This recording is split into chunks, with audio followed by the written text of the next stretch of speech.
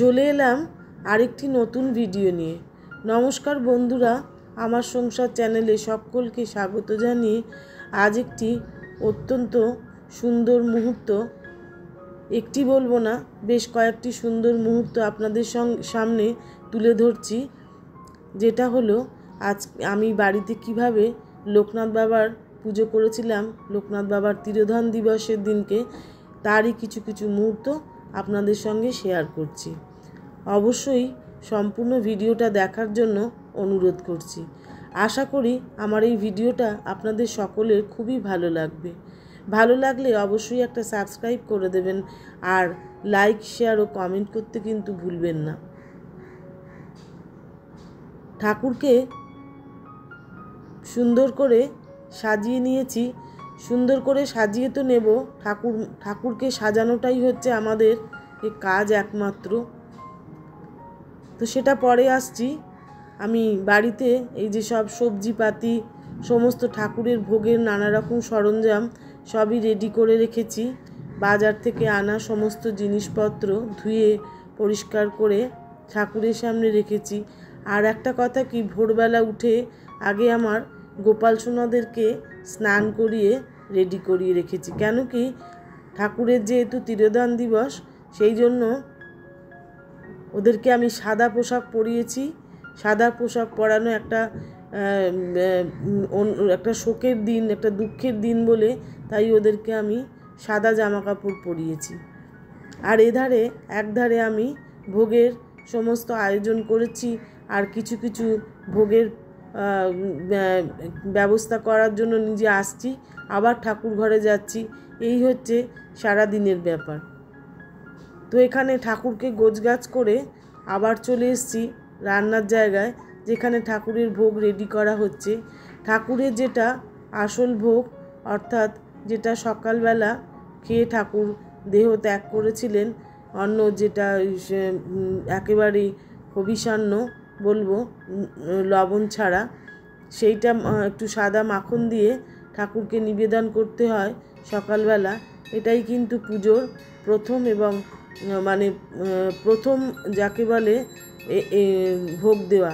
এইটা দিলে কিন্তু, এই ভোগটা দিলে যদি কেউ আর নাও দিতে পারে তাহলেও কিন্তু কোনো অসুবিধে নেই, কিন্তু ঠাকুরের চলে যাওয়ার দিনে এই ভোগটা কিন্তু দিতেই হয়। যৎসামান্য আয়োজন, যদিও এটা একটু গোবিন্দভোগ চাল আর সামান্য একটু আলু দিয়ে আর লবণ ছাড়া এই ভোগ ঠাকুরের, কিন্তু এই ভোগ খেয়েই ঠাকুর চলে গেছিলেন এবং এই প্রসাদই সকলকে গ্রহণ করতে বলেছেন। সকলে গ্রহণ করার পরে তারপরে ঠাকুর নিজের দেহ ত্যাগ করেছিলেন।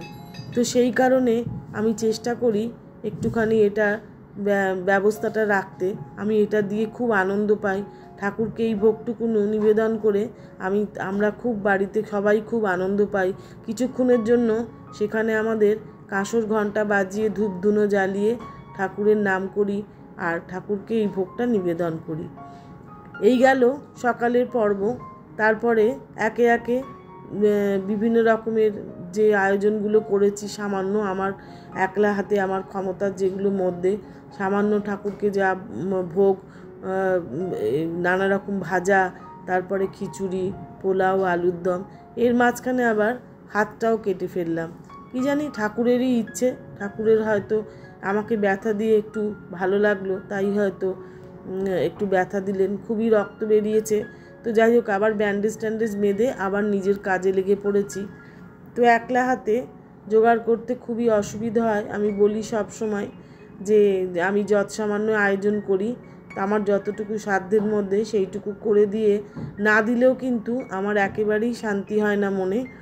আমি মনে করি এইটুকু ভোগ, আর বেশ মাত্র কয়েকজন মানুষ, খুবই কয়েকজন, আমার খুবই জানাশোনা, তারাই এসেছিল, এসে আমার ভোগ খেয়ে গেছে, এই আর কি। এতেই আমার তৃপ্তি। ঠাকুর কতটা খুশি হলো সেটা তো আর আমি বলতে পারছি না, তবে আমি খুব সন্তুষ্ট হই, আমার খুব ভালো লাগে। আমার মেয়ে খুব সুন্দর করে ঠাকুরকে আজকে সাজিয়ে দিয়েছিল।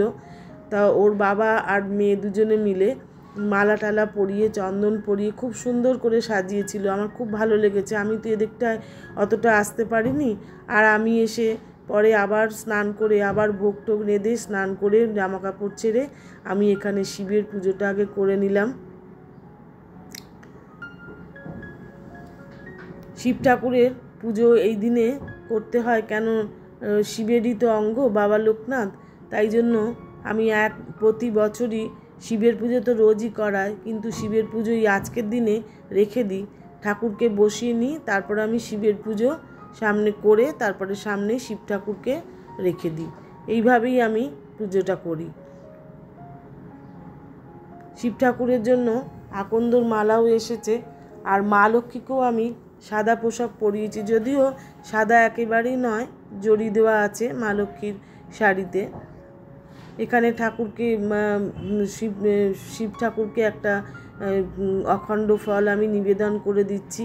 আর খুব সুন্দর শ্বেত পদ্ম এনেছে, যেটা বাবাকে দেব আমি। এই শ্বেত পদ্মটা ফুটিয়ে নিচ্ছি, পদ্মটাকে ভীষণ সুন্দর, ভীষণই টাটকা, গাছেও প্রচুর ফুল হয়েছে। সেই ফুল দিয়ে মানে কিভাবে কি করব নিজেও ভেবে উঠতে পারছি না। ফুলগুলো কিভাবে সাজাবো, কিভাবে দেব, এত সময় লাগে ফুল দিতে, যেটা সব থেকে বড় কথা, যে সময় লাগে সেগুলো সাজিয়ে দিতে। তো যাই হোক, যেভাবে হোক সেভাবে হোক হয়ে গেছে কাজটা। বাবা লোকনাথকে পদ্ম ফুলটা নিবেদন করে, শ্বেত পদ্মটা নিবেদন করে প্রণাম করে নিচ্ছি। আর এই যে হলুদ চন্দন বা অষ্টগন্ধার চন্দন বাবার কপালে লেপন করে দিচ্ছি। অখণ্ড ফল হিসেবে বেশ কয়েকটি ফল, 5টা ফল বা 5টা 7টা ফল আমি বাবাকে নিবেদন করে দিচ্ছি। বাবার তো কিছুই লাগে না, শুধুমাত্র একটু মিছরি জল আর বাবার মিছরি আর ওই লবণ ছাড়া ওই অন্ন, ওটাই কিন্তু বাবার প্রথম প্রসাদ। তো একটু মিছরির জল, মিছরির শরবত করে দিলাম। আর এখানে অত্যন্ত প্রিয় কালোজাম, ফল হিসেবেও কালোজাম, আবার মিষ্টান্ন হিসেবেও কালোজাম বাবাকে নিবেদন করে দিলাম। আমার ভোগ রান্না মোটামুটি হয়ে গেল, বাড়াও হয়ে গেছে। আমার মেয়ে সুন্দর করে বসে বসে গুছিয়ে দিয়েছে। এবার ভোগ ঠাকুরের সামনে নিবেদন করব।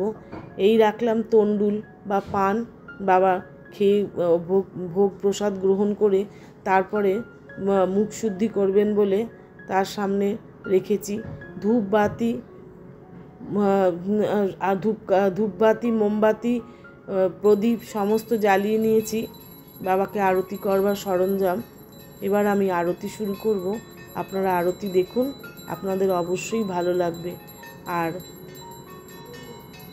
অবশ্যই কিন্তু কমেন্ট করে জানাবেন আমার ভিডিওটা কেমন লেগেছে, বাবার পুজো করা কেমন লেগেছে, ভালো হয়েছে কি না। যদি কোনো রকম কোনো অসুবিধা হয় তাহলে নিশ্চয়ই জানাবেন। আর আমি আমার নিজের মতন করে পুজো করেছি। তাহলে আজকে এই পর্যন্তই থাক, পরের আরেকটি ভিডিওতে অবশ্যই দেখা হচ্ছে।